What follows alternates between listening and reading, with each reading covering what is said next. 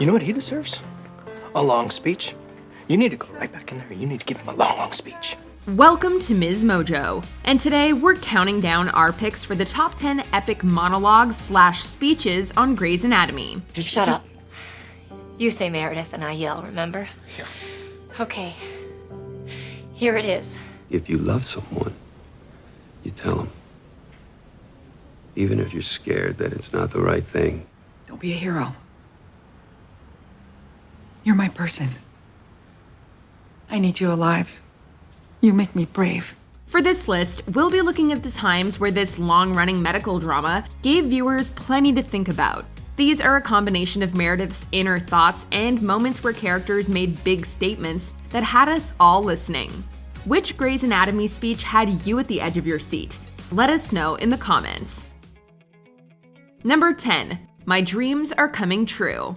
And he said, I'm gonna dance so hard at your wedding. On the day she's meant to marry Callie, Arizona realizes things are not as perfect as they can be. Remembering her beloved brother, she finds herself unable to look past what might have been. My dreams are coming true. Dreams I didn't even know that I had.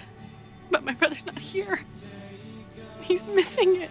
While it seems as if this is a sentiment that is ill-timed considering she's about to be married, Arizona tells Mark how much her brother would have loved to attend the ceremony.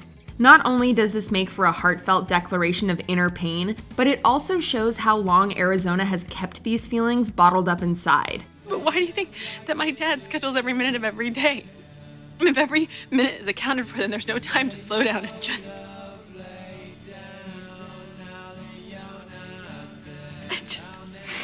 I need a minute to miss my brother.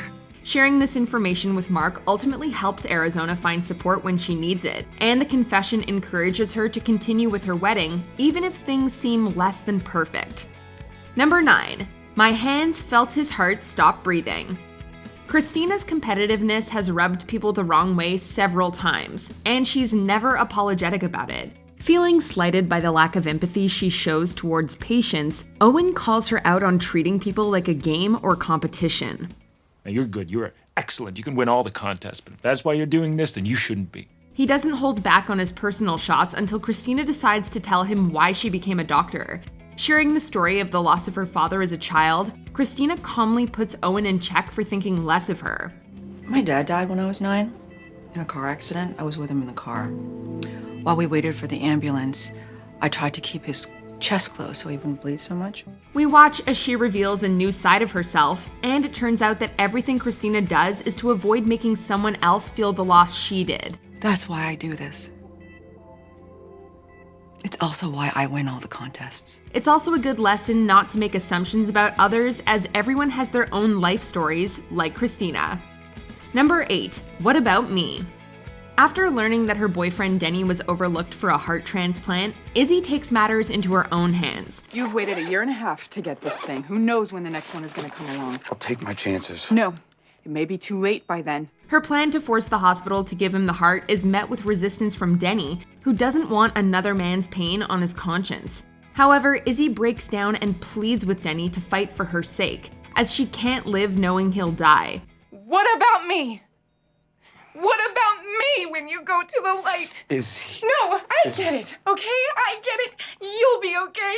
You'll be fine. But what about me? So don't do it for yourself. Do it for me, please. Having put up a brave front all this time, Izzy bears her sorrow to Denny, asking him to be selfish to spare her the pain.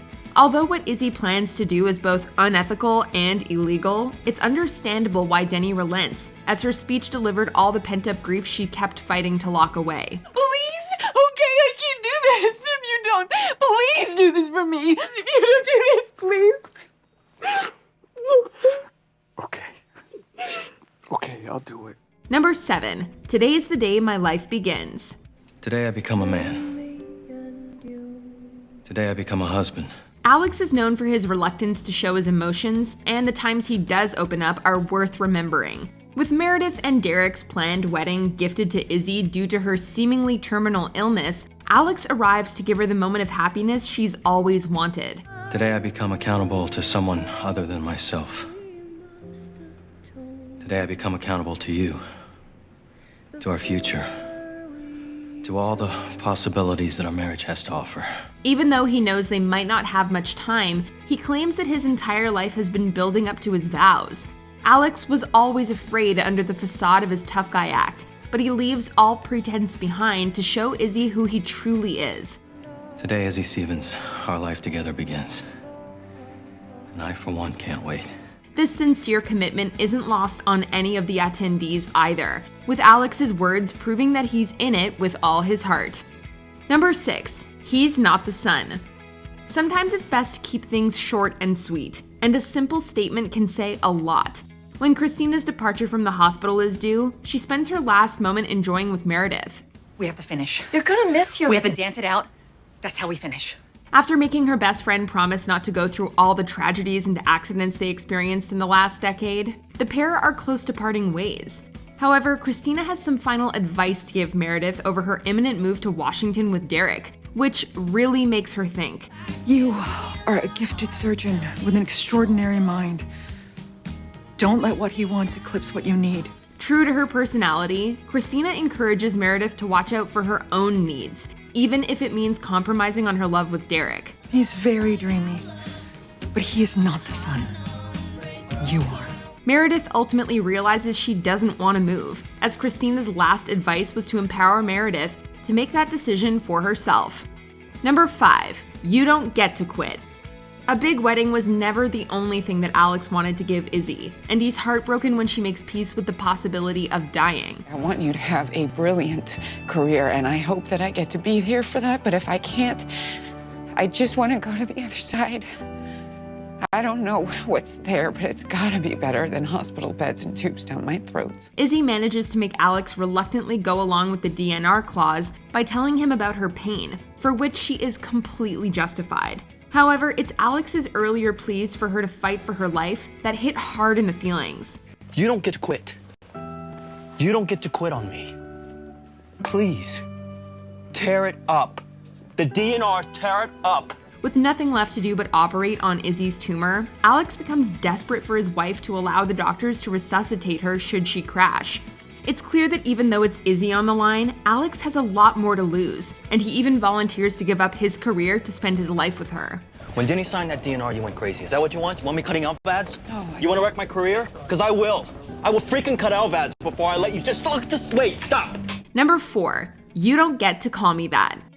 Meredith is left to pick up the pieces of her life after Addison's arrival to take Derek back. With her former flame deciding to give his marriage another chance, Meredith drowns her sorrows with meaningless hookups.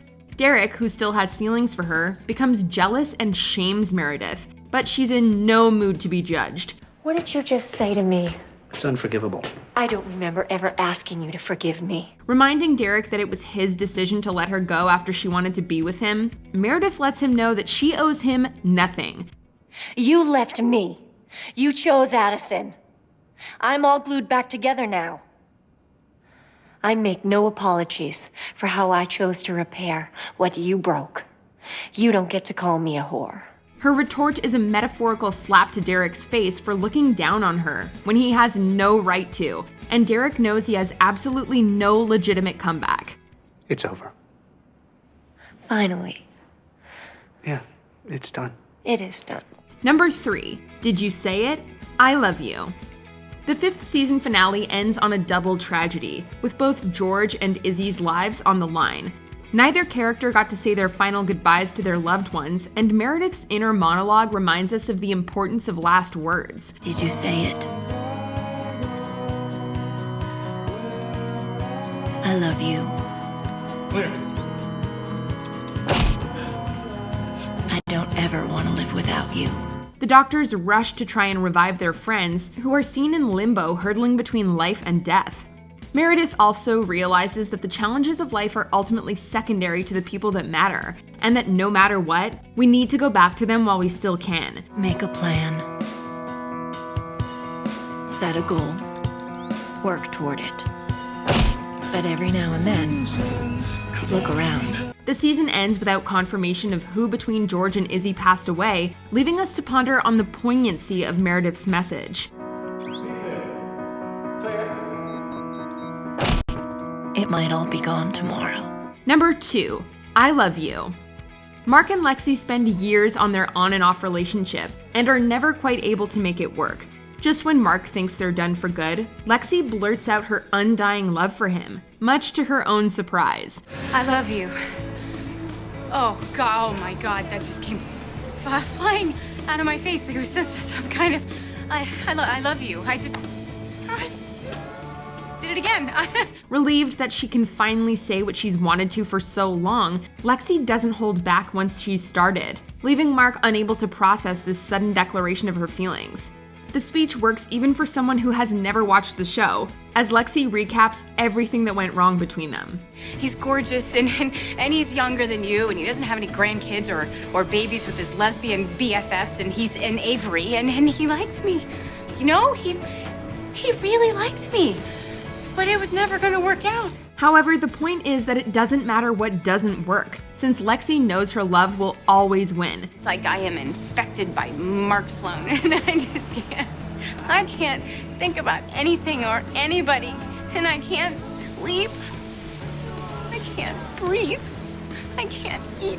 And I love you. I love you all the time. Mark does return her feelings before she dies, making her speech worth going for in the end. Before we unveil our number 1 pick, here are some honorable mentions. He took little pieces of me. There's a lot for Christina to offer that goes unappreciated. Little pieces over time, so small I didn't notice, you know. He wanted me to be something I wasn't, and I made myself into what he wanted.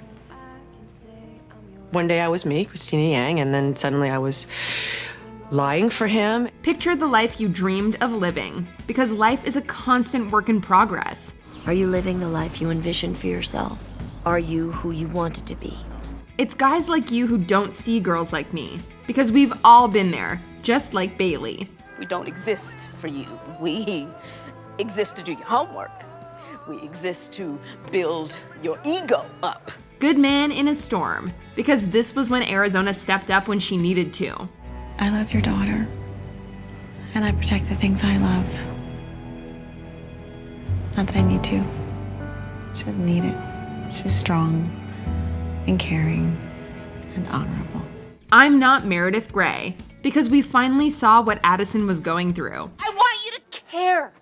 I sleep with your best friend and you walk away. He comes out here from New York and rubs it in your face, and still you get a good night's sleep. What do I have to do? Before we continue, be sure to subscribe to our channel and ring the bell to get notified about our latest videos. You have the option to be notified for occasional videos or all of them. If you're on your phone, make sure you go into your settings and switch on notifications. Number 1, pick me, choose me, love me. Being abandoned by her father and raised by a neglectful mother made Meredith believe she didn't deserve love. It was after experiencing real happiness with Derek that she began to think her problems could go away, and Meredith decided to give everything she had to get him back. I lied. I'm not out of this relationship. I'm in. I'm so in, it's humiliating. Putting it all on the line, Meredith asks Derek to go for the love they share over his marriage to Addison. We can't fault her for being selfish here, when this is a rare moment where Meredith sets herself up to be hurt to regain her happiness. I love you. In a really, really big. Pretend to like your taste in music. Let you eat the last piece of cheesecake. Hold a radio over my head outside your window. Unfortunate way that makes me hate you. Her speech is also relatable for the fact that the need to be loved is something everyone can appreciate. In Meredith's case, she knows who she wants and is willing to be vulnerable with Derek. So pick me. Choose me. Love me. Do you agree with our picks? Check out this other recent clip from MsMojo and be sure to subscribe and ring the bell to be notified about our latest videos.